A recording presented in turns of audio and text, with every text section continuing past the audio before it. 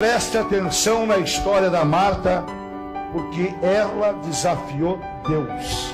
Veja o que aconteceu com ela. Olá, meus queridos irmãos, queria que vocês assistissem esse vídeo aqui que eu vou colocar agora, um testemunho muito forte de uma ex-atriz da Globo. Ela tem um testemunho onde ela desafiou a Deus. Queria que vocês olhassem e prestassem muito bem atenção. Mas antes peço que vocês se inscrevam no canal e ativem o sininho das notificações.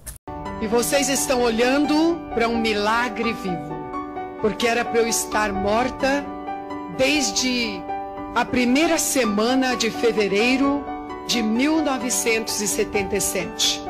Eu te digo, Ratinho, eu conheci a fama, conheci a morte e depois desafiei Deus, se é que ele existia. E a coisa aconteceu assim, resumidamente, porque muitas coisas eu não posso revelar ainda. Eu estava no auge da minha carreira, namorando muito bem quem eu queria, porque já era separada do meu primeiro marido, com um filho pequeno, quando eu fiz a novela O Bem Amado, O Espigão, diversas peças de teatro, destaque de ouro do carnaval, 10 mais do Brasil. E quando eu ia começar as gravações de Saramandaia, o Silvio Santos me convidou para estrelar o canal de televisão que ele ousadamente acabava de fundar no Brasil.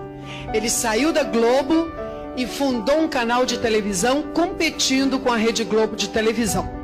Vim para cá, estrelei pouco tempo aqui nos shows, porque um dia, quando eu ia levantando pela manhã, apareceu na minha face, do lado esquerdo, uma pequena bolha. Não coçava, não doía, não era vermelho, e de repente aquela bolha foi crescendo, e eu tive que interromper o programa com o Silvio Santos. Não pude assinar o contrato que depois eu faria a novela Saramandaia. Não pude ir para os Estados Unidos fazer um filme com o papel da Marilyn Monroe. Eu não pude fazer mais nada, porque os médicos se colocaram à minha frente no Instituto de Hematologia do Rio de Janeiro e disseram que eu tinha 3 meses de vida. Eu estava com um câncer linfático começando no rosto. Esse tipo de câncer não perdoa, mata. Tudo desabou na minha frente, escureceu, e eu não sei até hoje como eu saí do Instituto de Hematologia e cheguei na minha casa, porque naquele momento eu só queria uma coisa: abraçar o meu filho. O meu filho que já, de certa forma, não tinha pai e agora também ia ficar sem mãe. Quando eu cheguei em casa, que eu ajoelhei perto do meu filho e segurei nos bracinhos dele, eu só desejei uma coisa: que eu nunca tivesse existido. Pior do que a morte que eu ia ter, totalmente coberta de chagas, o pior de tudo era a ausência do meu único filho. Naquele instante, eu desejei que se apagasse toda a existência. Fiquei olhando para ele, imaginando ele levar uma flor para mim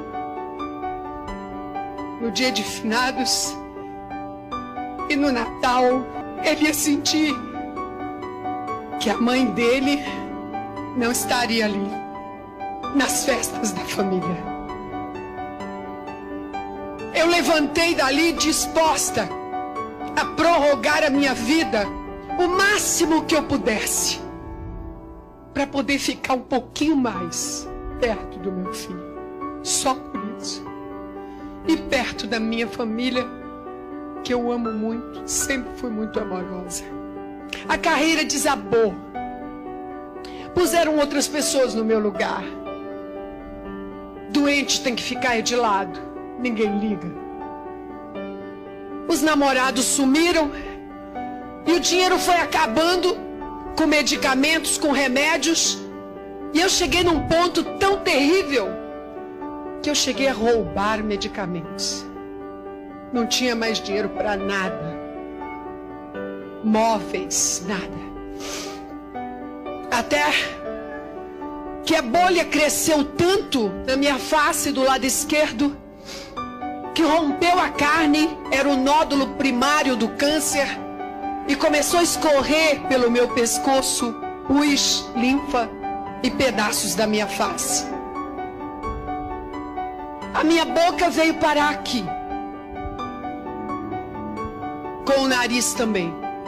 Fiquei cega da vista esquerda, tendo que usar um chapéu de palha, porque se eu tirasse o chapéu, os bichos voavam em mim.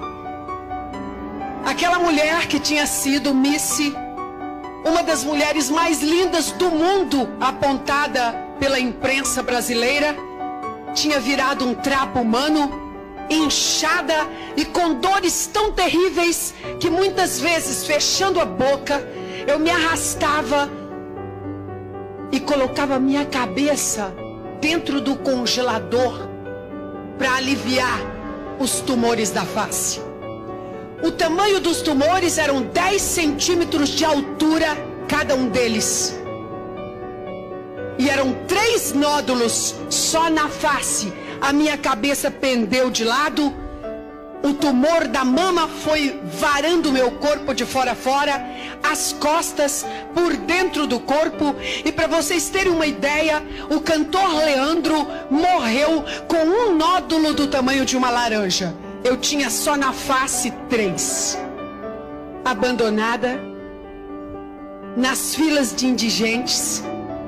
Um médico bondoso me deu um quarto para morrer na Santa Casa, quando eu estava completamente esquecida, e eu fui.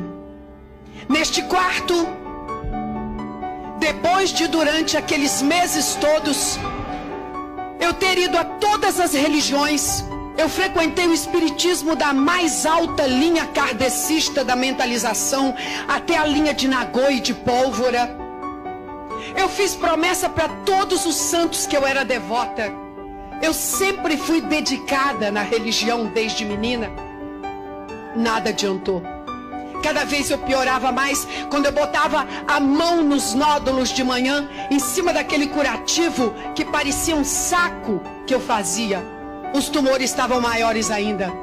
Não havia esperança nenhuma.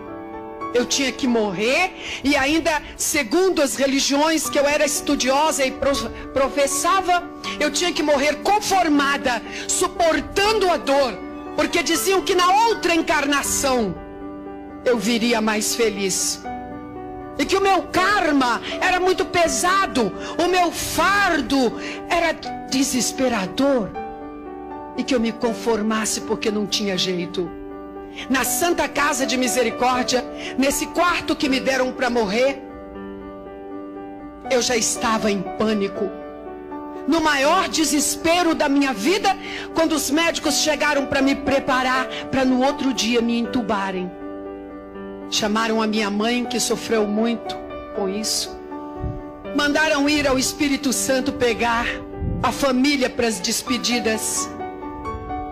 E foi quando eu resolvi escrever um bilhete de despedida para o meu único filho. E botei assim: querido filho, não venha mais me ver. Eu não sei se vou voltar a te ver algum dia. Mas eu só te peço uma coisa, meu filho. Não esqueça da mamãe. E seja honesto. E não deixei que ele fosse me ver mais. Naquela noite, eu chorei tanto na Santa Casa. Os médicos não tinham mais coragem de olhar para mim. Mas eu chorei tanto, tanto. Porque o câncer mata com toda a lucidez. E foi quando eu olhei pela janela do quarto, na véspera de ser entubada, um pedaço de céu entre o muro e a janela. E pela primeira vez, eu não ajoelhei diante de uma imagem de santo. E pela primeira vez também, eu não estava falando diante de um médium incorporado com um espírito de morto, ou com um guia, um avatar, uma entidade. Pela primeira vez eu olhei aquele céu e disse: Deus não existe. Se Deus existisse, por que eu estaria aqui sofrendo desse jeito? Vai ver que este universo todo é por acaso. Irmãos, deixem aí no comentário o que vocês acharam desse vídeo. Deus abençoe a vida de cada um de vocês.